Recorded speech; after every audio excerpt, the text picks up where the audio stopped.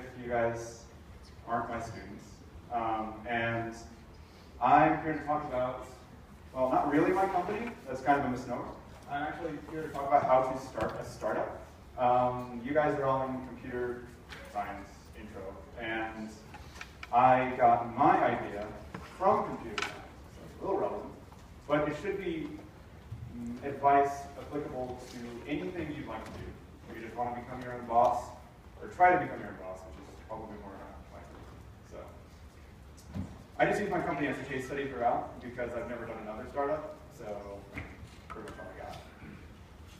Cool.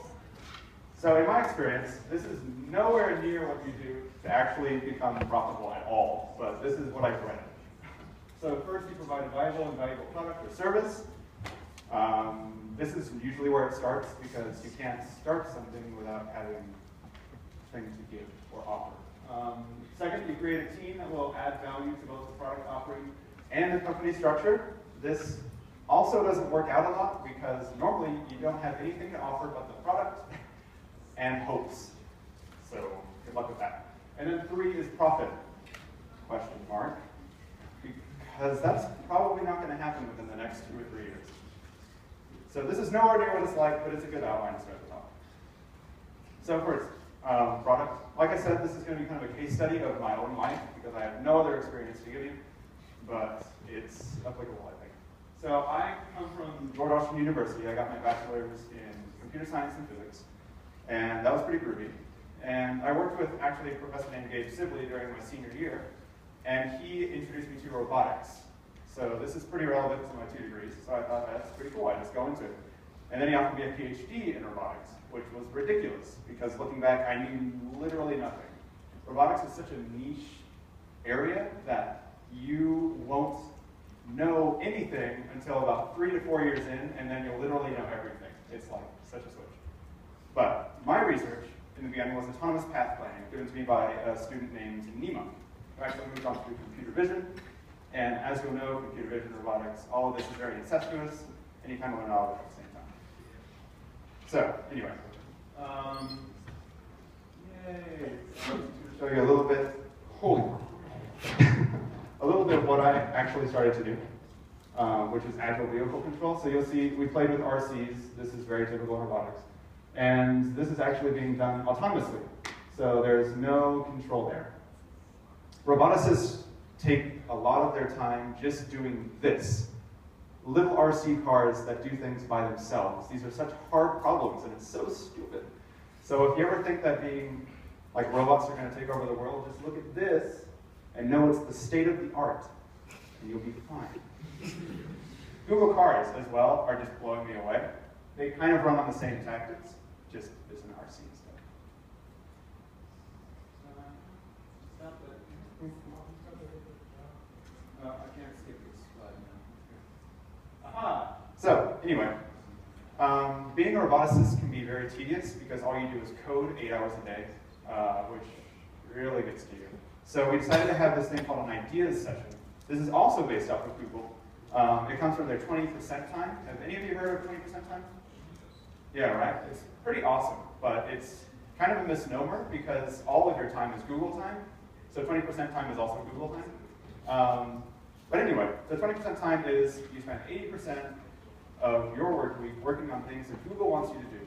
The other 20%, you just go and do whatever you want to do and implement your cool ideas because you're probably pretty smart. So we decided to do the same thing and have just kind of a workshop to get some ideas going. And a couple of things came up. I was, of course, working in the autonomous cars, and we also had Google's Project Tango. Have any of you heard of Project Tango? Oh, too bad. Look that up. Project Tango is this awesome 3D sensing phone. They're trying to really make it crazy hard. But that was that. And then we have some motion capture, right? This is all pretty standard. But the most innovative idea I found from that lecture was actually one about 3D mapping using a normal phone. So, let's see if I can play this. This is an algorithm called Connect Fusion. You'll probably know it because it's actually what's on your Connect. It makes 3D models from the dense information it gets. There's a Connect. This guy's insanely smart, by the way. So he's going to move this connector around, and in real time, he's going to make a map of the room. This is actually incredibly hard to do, and the math behind this is insane. But they had advanced this enough last year, believe it or not, that you could use a normal cell phone to do this kind of reconstruction. And I thought that was insane. So my idea for 20% was like, well, why don't we bring this and like commoditize it, make it into something that everybody could use? And none of the PhDs thought that was cool at all. PhDs are very, I'm not going to say non-practical, but if it's not pushing the state of the art, they don't want to have anything to do with it. And this certainly was not pushing the state of the art. However, I had just gotten into the PhD program, and I was very naive, and I didn't really care, so I decided to try it out. A friend and I, Vince, you'll see him later in the program, we did something completely different, entered this pitch competition at George Washington as engineering students, all these business students who were out to get us. Isn't that cool?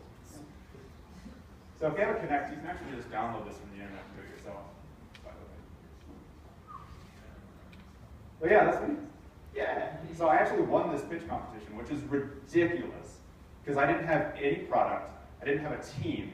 All I had was words, like literally words. Can you believe that? Like, over. But anyway, I got $2,000 for words and a validation of this idea from people who fund these kinds of ideas. So I thought that was pretty good. But now I had to build a business. Really good. Also, this is the original logo of my company, which was made in PowerPoint by me in 5 minutes. So it's pretty sweet. So, as I said, lessons learned from the product. No brilliant business savvy needed to become an entrepreneur. Like literally nothing. All you need is a good idea.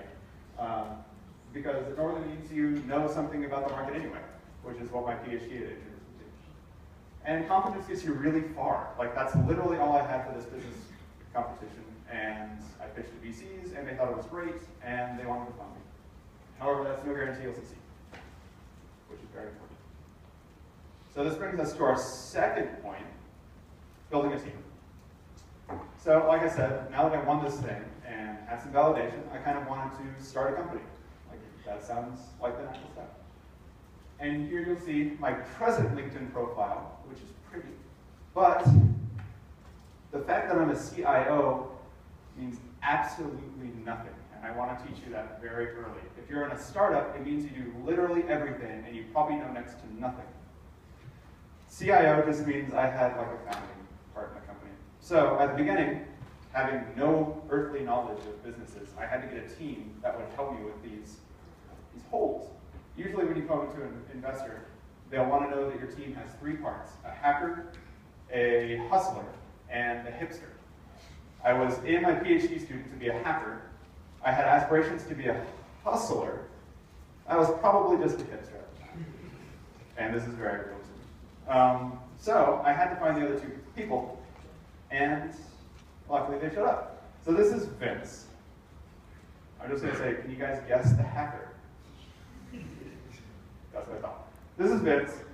He's probably one of the smartest people I know, and was in the PhD program with me. He's actually a postdoc, and he was working on the stuff that I wanted to implement. Like, he knew the stuff.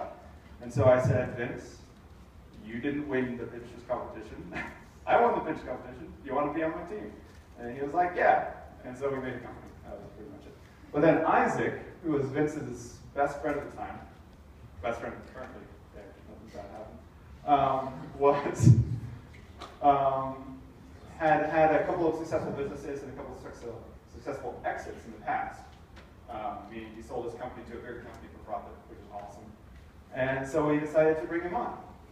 And this was my hacker and hustler. So I knew Vince a little. I didn't know Isaac at all. But the fact that I had this cool product and like a bunch of aspirations meant that they were willing to work with me, which is crazy. But now we had to make a business, like literally in the government sense. I had to file things. I had no idea. And so these are words that I found in like the first week of trying to do this that Isaac kind of helped me out with. Do you guys know these? Okay. Okay, like, I feel better now, because I had no idea what any of these meant. Like, I kind of get it now, but it was a big learning curve. Yeah? So there was a lot more than I realized we had to do. And the danger with this, if I didn't have Isaac and Vince, important point, is that if I went up to a big company and said, hey, I have this cool product, they would have just eaten me and would have said, okay, you're now part of law, which I didn't want to do because I wanted to make a startup. So keep in mind, if you want to be your own company, you should surround yourself with people that also want to be your own company and have the same aspirations as you. Like I said, there's a huge learning curve that comes with this, but if you don't meet this learning curve, one, it's okay, and two, if you ever stop learning, there's probably something wrong with your company, because that means you're stale.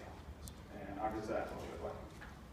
And if there's no learning curve, you've probably done this before, so what are you waiting for? So, next, we had a company after like about a month, and we got on our feet.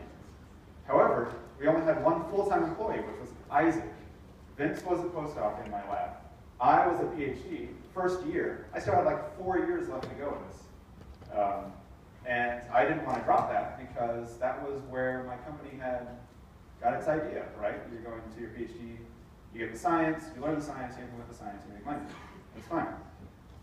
I told my advisor this, like I wanted to do the PhD and the job at the same time, the startup, and he was very against it. He had done a startup before, tried to do it in his PhD, kind of didn't work out. So he had realistic expectations, but I did not. As I said, very naive still. And so I thought, keep going. Oh, be fine.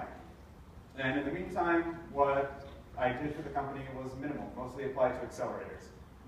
Do any of you know what accelerators? Yeah, right? Yeah. So they pretty much just give you a little bit of money for some space. Okay. But it's a nice validation of your idea past like the initial step, because if people in the real world are wanting to give you money, that's cool. And so you usually go to them. We actually got accepted to 2 accelerators that year, last year. Plug and Play, which is in Silicon Valley, as you can see. And Social Atom, which is in Colombia, like the country. So getting accepted to the accelerators, we actually had to go to them. And again, Isaac is our only full-time employee. So he was the only one who went. I didn't realize how big of a sacrifice that was until very recently. It is insane. He left his family to go to Colombia for 3 months, and then Silicon Valley for 3 months. He lives in Mexico City. Like, that's insane. But it was great for us because we found 2 things, funding and talent. The funding was minimal because you're trying to go for a lot of cash. If you get a little cash, it's kind of nice. But the talent is where you really get to it.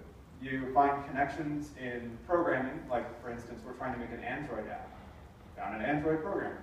We're trying to break into the shoe market. We found somebody who worked for Nike, that kind of thing. So he made some hiring decisions on the spot, thank God, and we kind of developed a full-ish team. Also a message, when you're hiring people for your startup, which inherently means there's a lot of uncertainty in your business model, do not pay them cash. Pay them equity. People will work for equity because if you're really good and have a very strong business model, that equity will be worth much more than anything will be initially. Like if you give them $2,000 for a little bit of more. Just practical advice.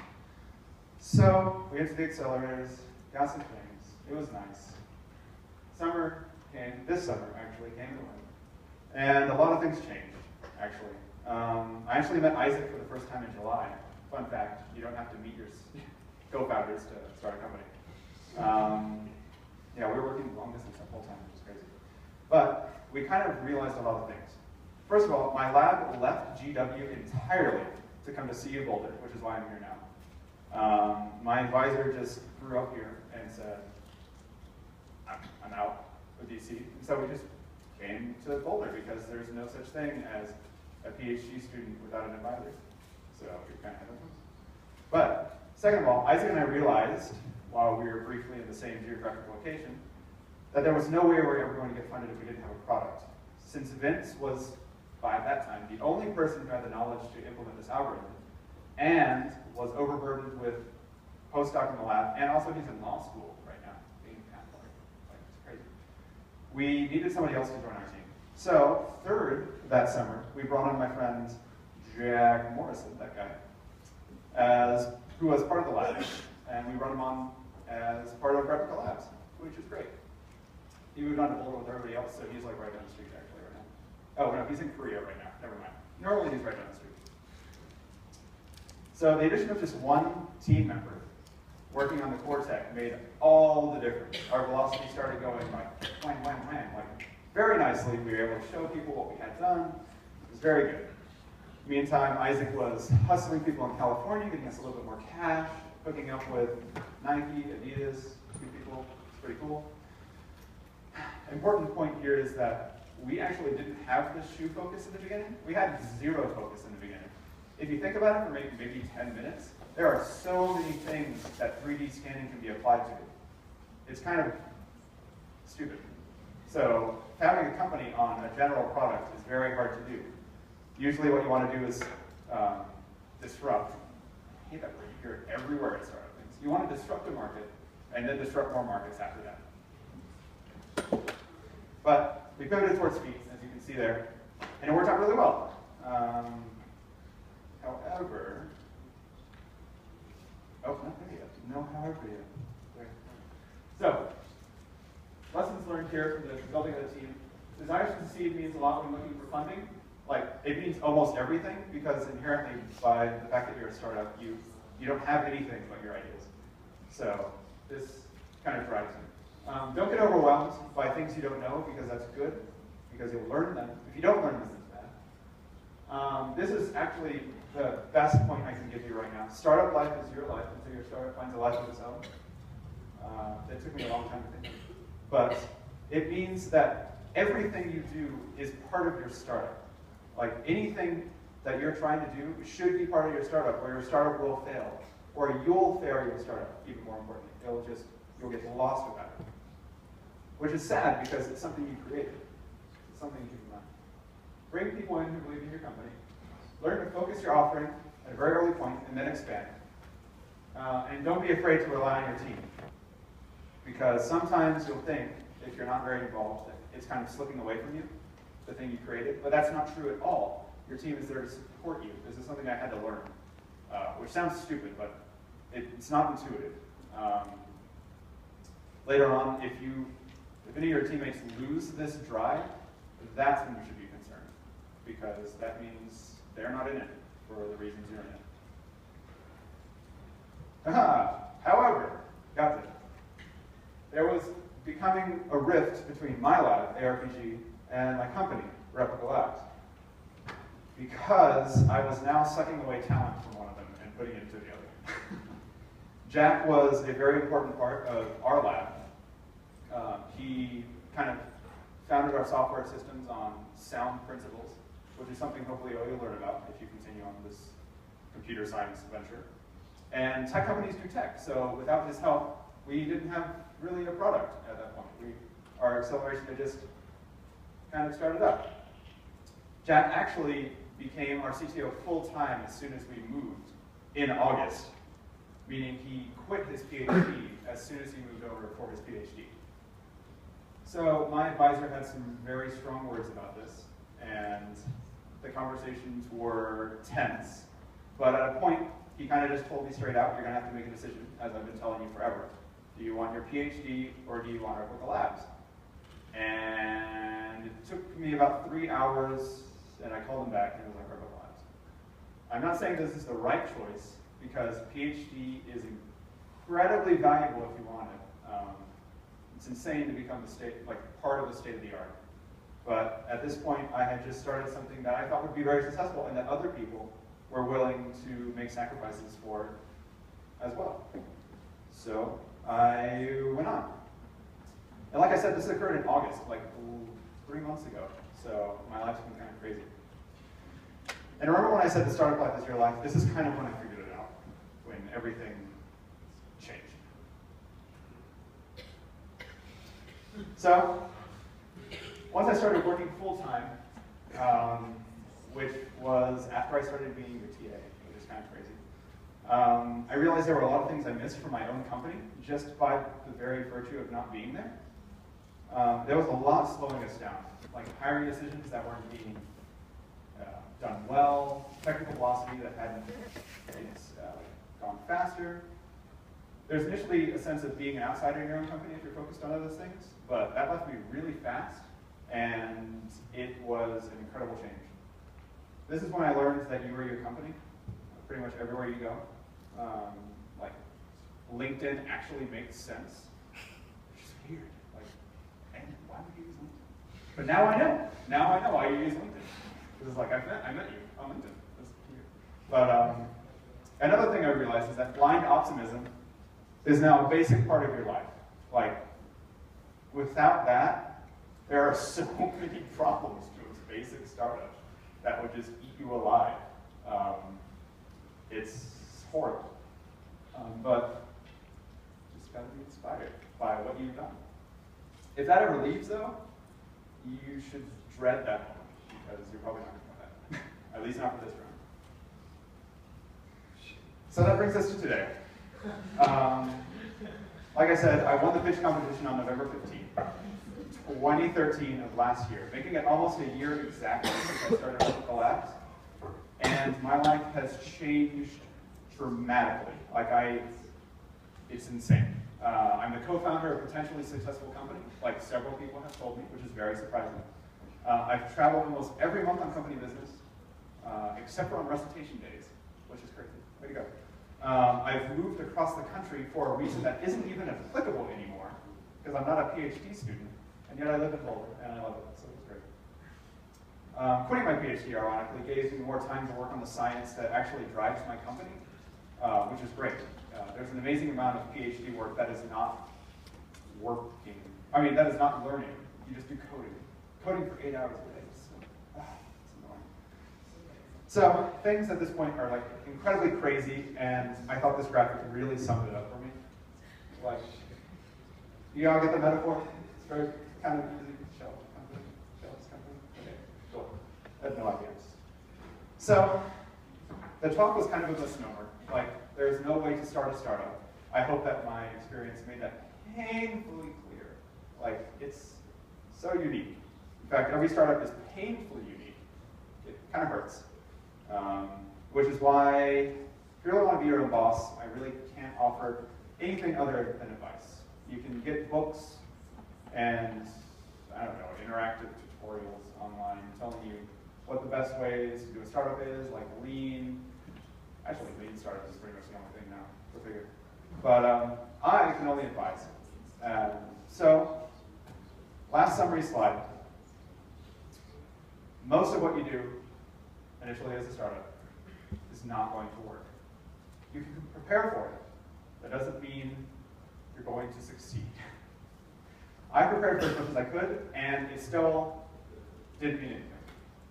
So I think the essence of being an entrepreneur, and if you really want to start your startup, this is kind of the point I want to drive home, is to be adaptable, optimistic, and probably most essentially, as I would define an entrepreneur, is being willing to fail, like a stupid amount. And when I say fail, I mean more like pivot, because you should always be kind of flexible with your company. If you're wanting to start a startup for money, also, last point, don't do that. They'll tell you the same thing for a PhD. Don't start a PhD for money. Ask any entrepreneur about the reasons for joining said company, and it's usually because they thought they could change a person's life, change several people's lives. I know that's why I did it. If you want to ask a VC why they invested in your company, it's probably because of money, but it's not for an entrepreneur. So, very last thing, and I think it's kind of willing, if you want to look into this a little bit further, just read this really small article. Why do you not start a startup? Because if you've ever thought about it and think, I have no skills, I have no business savvy, and I have no anything, like he tells you why these are all wrong points. And this would be really nice to have really started. But yeah, that's all I got.